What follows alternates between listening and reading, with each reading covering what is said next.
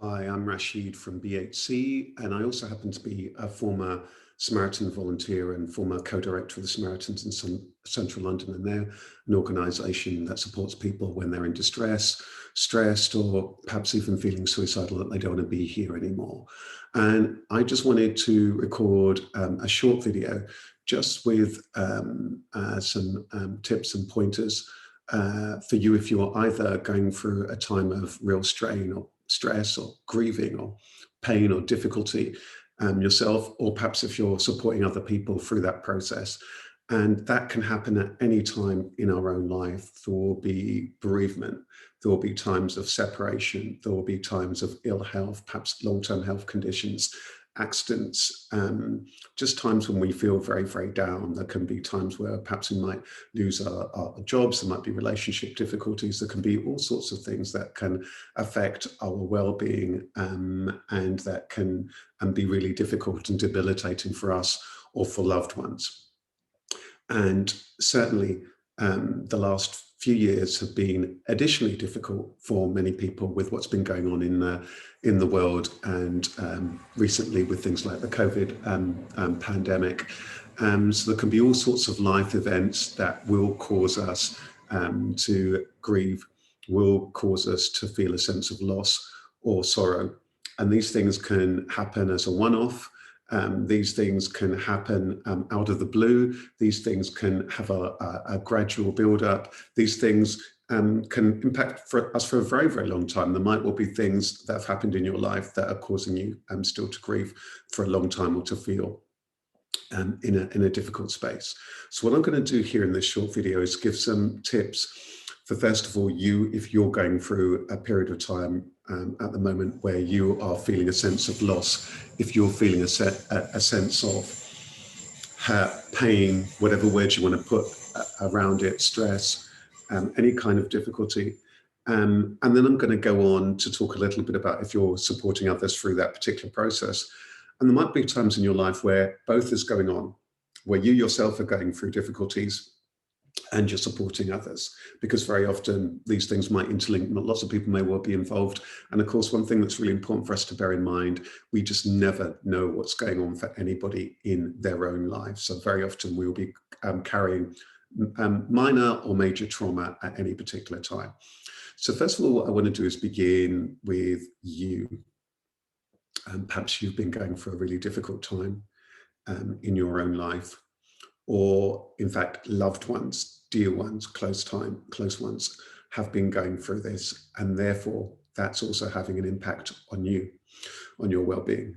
So I think the first thing is it's okay to be grieving, to feel hurt. And it's very, very natural to feel waves of emotion.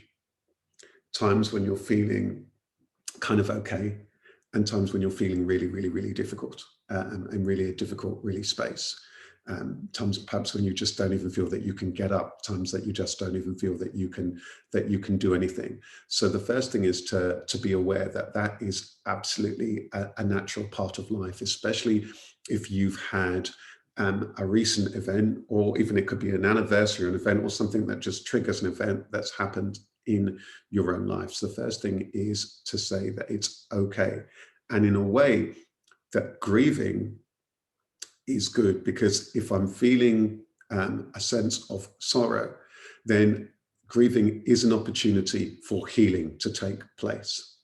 So it's important that we don't bottle up our emotions. The next thing I want to say, talk about, is space. Giving yourself space to be and to breathe. Depending on what's going on in your life, you might sometimes just have a lot of stuff that's going on, and you might just need space just to be, or a safe space with people who, loved ones, or people who might be there to support you. Sometimes it might well be that you need that space by yourself, or perhaps even space outside, or places that you feel comfortable and safe with, in order to give you that sense of space, because sometimes we just feel all of the stuff that's going on in our lives is kind of crowding in. So sometimes it is about us finding that kind of space that we need. I think the next thing that I want to talk about is the importance of support. Please, please don't feel as though you need to go through anything by yourself. There will be other people there to help you. So if you're going through something which is relatively minor, or it's not major for you in terms of its impact on you emotionally and all the rest of that, it might be the case that you can cope with that by yourself, or largely by yourself. But if it's something that's recurring, if it's something that you're really struggling with, please don't be afraid to ask for help and support. Now, it might well be that help and support might be from friends and family if you're lucky enough to have that. But know that there are many organizations out there who are there dedicated to offer you help and support. There are places like Samaritans, I mentioned, and they provide telephone support 24 hours a day for people who are feeling low, down, anything could have happened, through to people who just feel as though they don't want to be here anymore. So there are lots of organizations there out there. And there are others too that are linked to particular challenges that may well be going on for you or for loved ones, or that's impacting on you, be it from mental health organizations like mine, through to so many different areas where there may well be a specific health or other related kind of challenge. There are all sorts of services out there.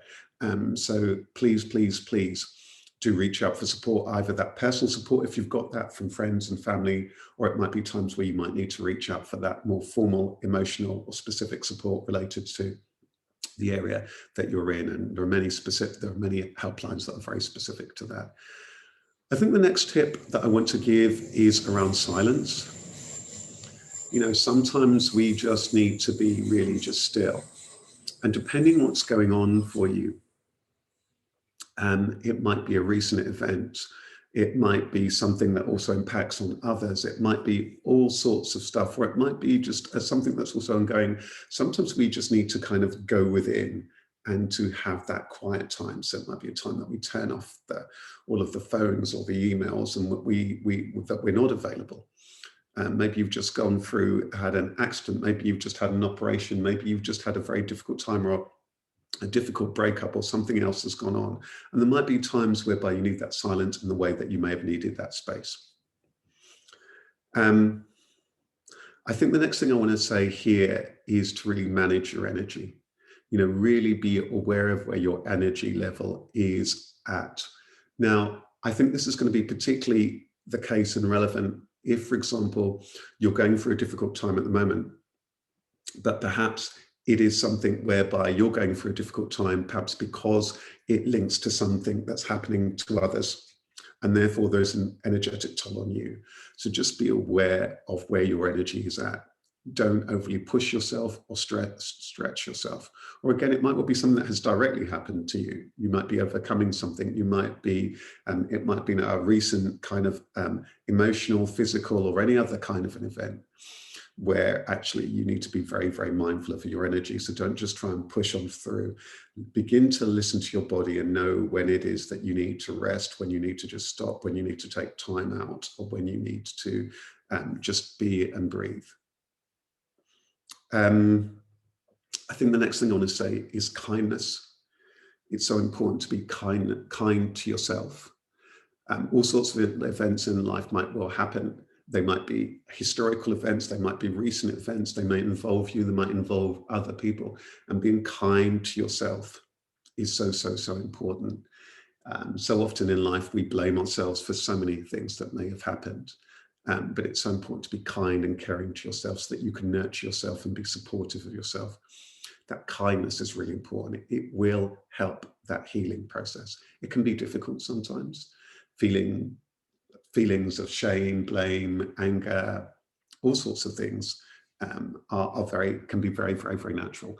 So be aware, again, as I started off with by saying there can be all sorts of different waves of all sorts of emotions.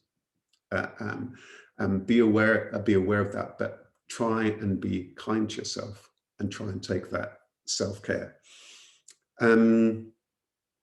I think that those are some of the main tips that I want to share. I think there's one other thing here that might well be useful, that if you yourself are going through something, sometimes, we've talked about space and we've talked about support, and it might well be about speaking and asking for that help and support.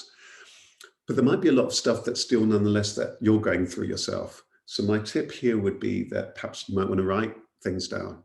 You might not be able to write things and to say things to other people, but you might be able to write it down.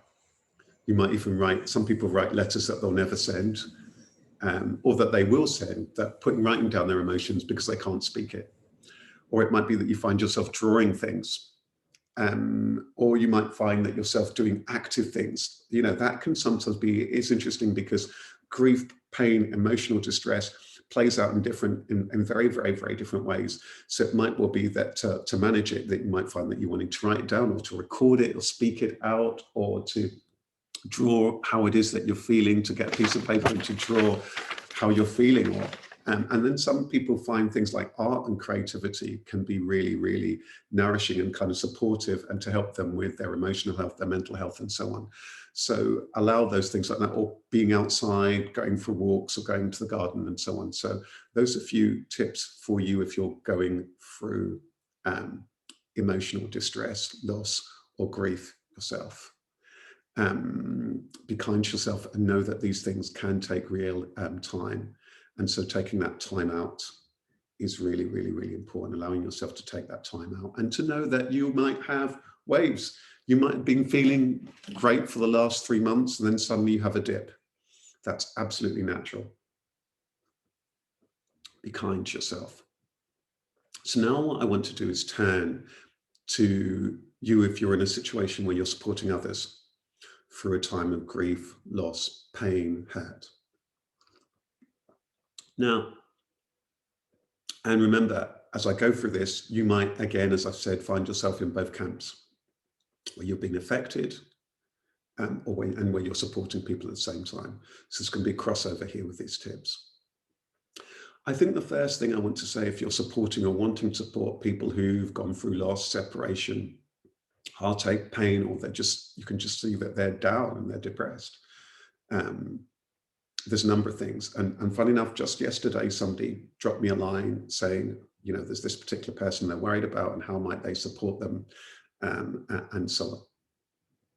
I think one of the first things I want to say is to reach out. Sometimes if somebody's had loss, bereavement, a breakup, or going through a difficult time, lost their job, or whatever it might well be, going through something, they've had an accident, their life has radically changed. Sometimes we can feel very, very afraid, and know that first of all, it's very natural to feel all sorts of afraid. You don't know what to do, you don't know what to say, you don't know how to go about it.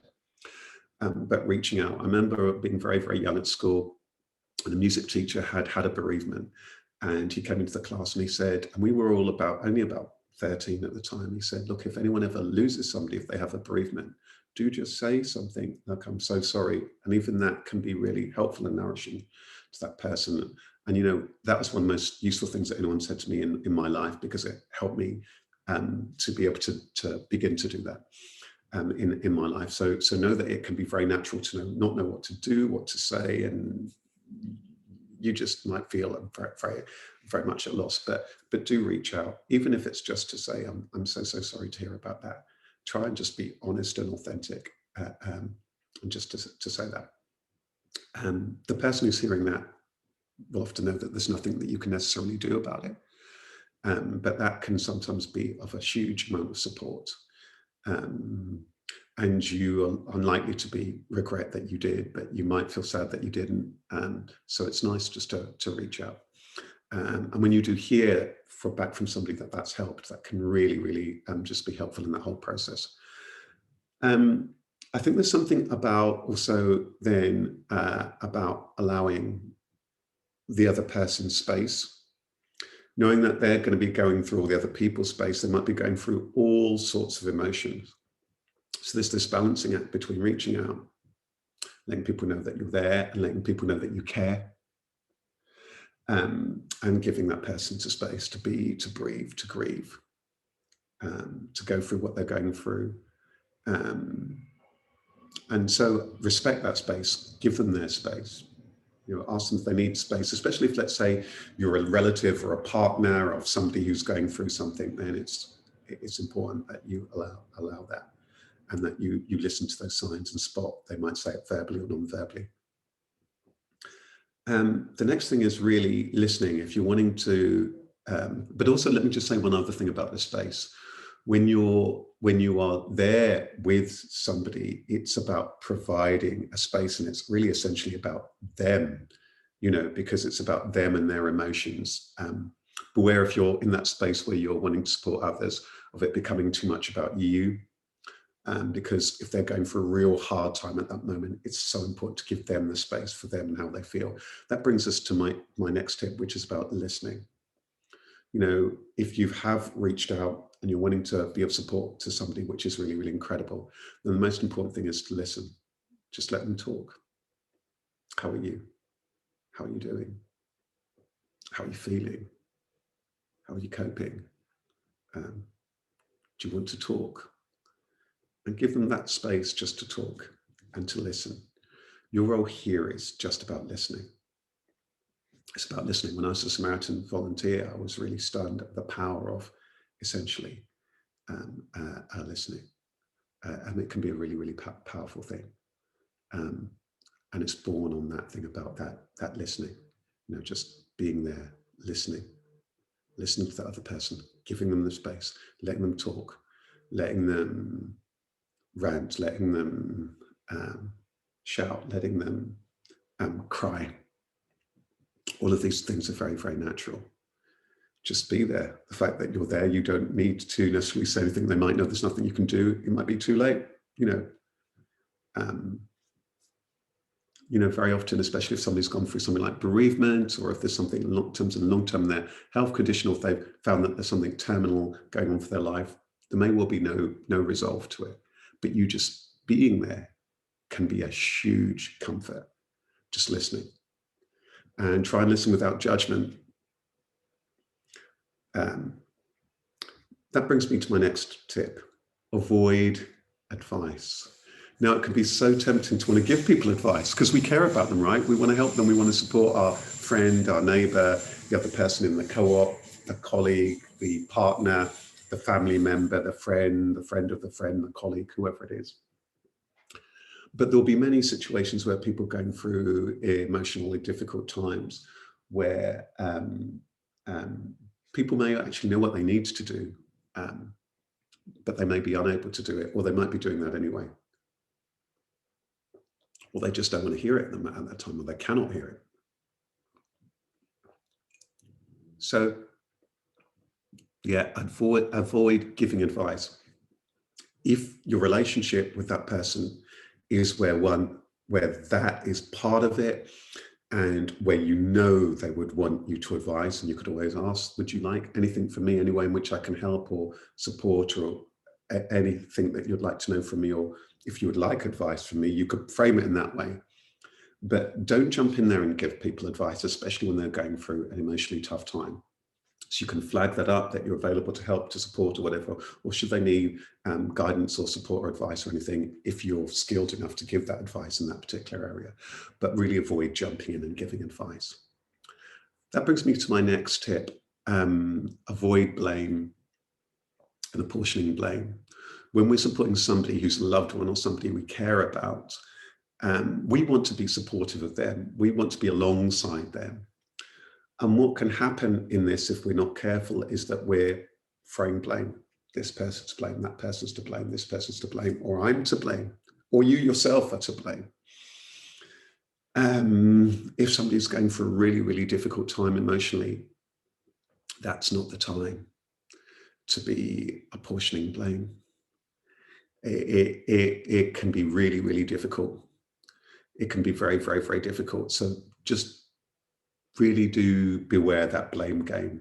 And also the danger can be that then you yourself may take on all of this angst, this anger, and the blame, and this person's to blame, that person's to blame, I'm to blame, and so on. When what you're wanting to do is really support that particular person. How are they doing? How are they coping? What is it that's going to be most useful for them? Rather than getting caught up in all sorts of things, especially if lots of things are kind of historical, or if lots of things, there are all sorts of factors and so on that you will know nothing about. It really requires real care. And of course, there may be certain situations where there might be a certain process where lots of those things may well be taken care of. If there's an accident, or if there's this, or if there's that, But really do avoid the blame game, because you're wanting to be really, really just first and foremost deeply supportive of how somebody is doing emotionally. Know also it's going to take time, and it will take time for that person to perhaps feel in a better place. So don't expect just because the person, let's say they've had a bereavement, or they've had a separation, or they've had a breakup, or what have you, and that's now 6 months have passed, or a year's passed, and that they're going to be back to how they were. It doesn't always work like that. So know that it may take them time. Remember the thing that we said about the waves? This week they're fine, I'm thinking, then suddenly they've dipped. It can be that it can take time, but the time does generally to help. So that time frame does really, really work, and that time frame will really will help over time. It takes time. Everything takes time, but be aware that there can also be these waves in time, or anniversaries, and someone can also make people kind of dip. And the last tip I want to say is about compassion.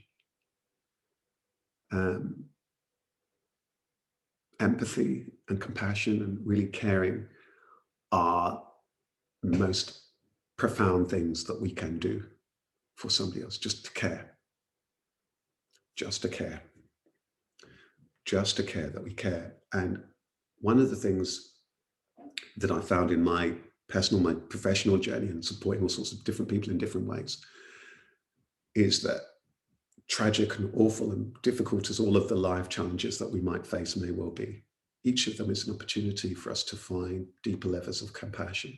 So when something's happened to somebody, let it begin to awaken or deepen your level of compassion, your level of empathy, to understand that other people may well be going through a difficult time.